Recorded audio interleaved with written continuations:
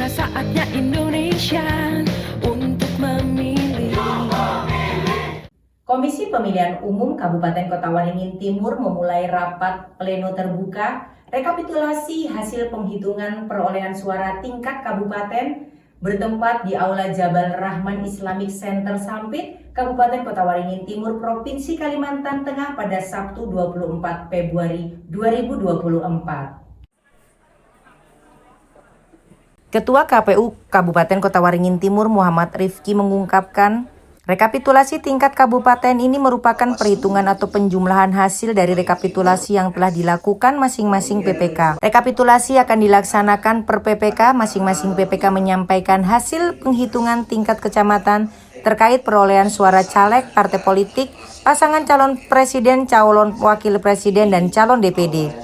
Penghitungan suara dimulai dari daerah pilihan 3, meliputi Kecamatan Mentaya Hilir Utara, Teluk Sampit, Pulau Hanut, dan Mentaya Hilir Selatan. Rekapitulasi tingkat kecamatan memang sesuai waktu pada peraturan KPU dan petunjuk teknisnya pelaksanaan tanggal 16 Februari hingga 2 Maret, sehingga masih ada yang belum rampung.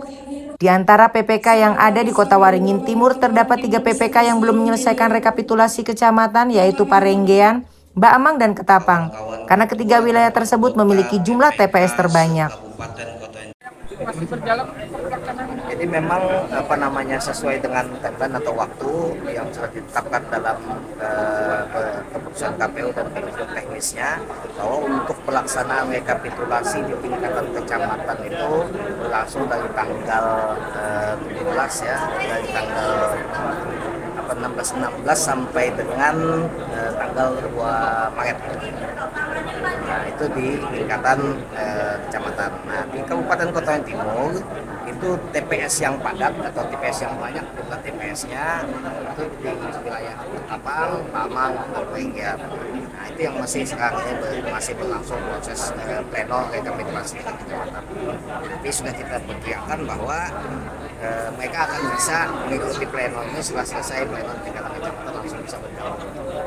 Jadi kecamatan yang belum ya kita istilahnya belakangan rekapitulasi. Jadi yang masih berjalan di tingkat kecamatan ada berapa?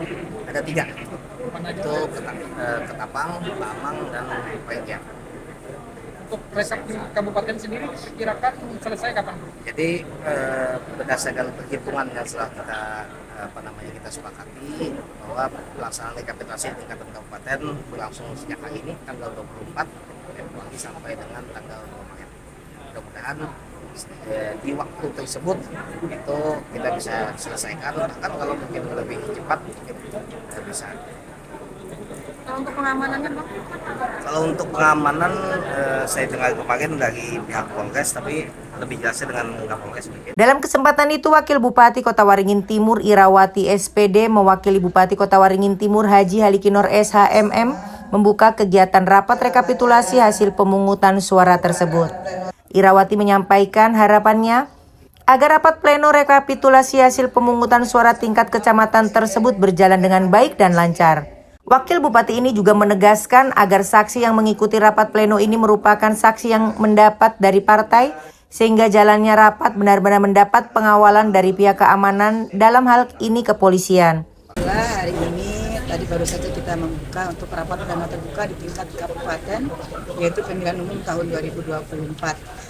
Yang mana ini adalah suatu tahapan pemilu yang kemarin dari tingkat TPS, terus juga di pleno kecamatan, dan saat ini berproses ke tingkat kabupaten. Dan karena memang ada sebagian kecamatan-kecamatan yang belum selesai melakukan pleno, itu adalah yang memiliki TPS yang paling banyak. Jadi pesan saya, semoga pleno tingkat kecamatan ini, tingkat kabupaten ini berjalan dengan baik, lancar, intinya transparan dan tidak terjadi suatu apapun. Dan tadi saya sudah berpesan dengan TNI Polri untuk mengamankan di tempat ini, karena saya bilang saksi yang bisa masuk adalah saksi yang mendapat mandat dari partai. Apabila caleg atau lainnya kalau tidak mendapat mandat, itu silakan kalian bermohon kepada TNI Polri untuk segera keluar.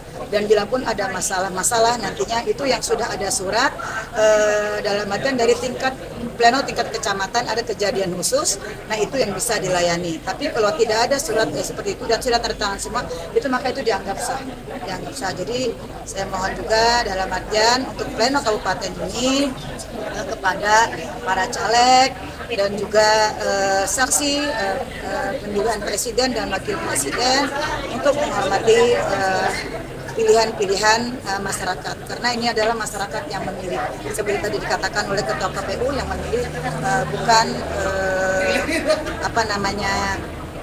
malaikat atau apa bilang beliau tadi kan. Jadi yang memilih masyarakat, jadi ini adalah murni suara masyarakat, suara rakyat, intinya suara rakyat yang amanah untuk mencari pemimpin mereka dan calon-calon anggota dewan yang nantinya mewakili mereka di parlemen. Bu, tadi ada sorotan Ibu terkait DPT tadi Bu. Itu cuma masukan, karena kita memang sebentar lagi juga akan melakukan pemilu kada dan juga di tahun ini tentunya saya memberikan masukan sesuai dengan yang saya lihat pada saat peninjauan itu adanya surat panggilan menggunakan abjad. Jadi menggunakan abjad itu misalkan si istrinya Ani, suaminya Budi, jadi akhirnya terpisah TPS-nya dan terpisah jauh. Akhirnya yang datang cuma suaminya karena suaminya cuma motor satu. Dan terus juga ada yang satu desa TPS-nya digabung. Jadi ada 6 TPS, saya sendiri susah melakukan pemantauannya. Dan kita tidak ingin menghindari, maksud saya menghindari yang hal-hal tidak diinginkan atau terjadinya kecurangan-kecurangan. Karena kan kalau TPS-nya berdekatan seperti itu, saya bingung. Mendengar suara aja sudah bingung. Dia satu teriak sana, satu teriak sini, terus saya akhirnya ngambil keputusan surat suara sisa mana. Surat suara sisa mana, saya bungkus, saya panggil saksi, panggil panwaslu setempat, harus disegel KPU, dibikin berita acara. Nah, itu yang tidak saya inginkan, tapi itu sebelum saya datang kita tidak tahu. Makanya evaluasi ke depan jangan sampai terjadi seperti itu. Jadi kita juga melakukan pemantauan, intinya lebih mudah. Jadi kita menghindari hal yang itu ya sebenarnya. Pada rapat pleno rekapitulasi penghitungan pemungutan suara pada hari pertama ini, daerah pilihan 3 menjadi perhatian. Diketahui, calon anggota legislatif di daerah pemilihan Dapil 3 Kota Waringin Timur bakal menduduki kuota 6 kursi Dewan Perwakilan Rakyat Daerah Kota Waringin Timur. Terpilih pendulang suara sah tertinggi pada kontestan pemilu 14 Februari 2024 lalu yakni M. Hafid AMBD dari PDI Perjuangan, Haji Rudianor Esos Golkar, Insinyur Haji Edi Masami MM PAN, Dr. Andes Zainuddin PKB, Ahyar Nur SAG Gerindra, dan W. Fazri Nur SH Demokrat.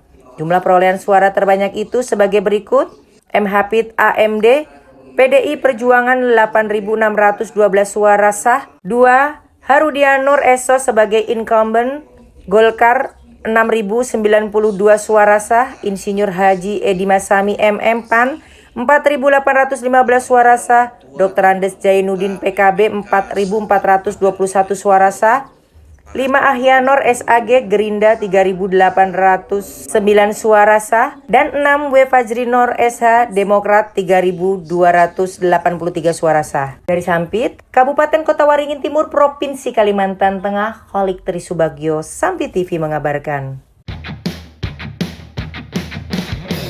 Tiba saatnya Indonesia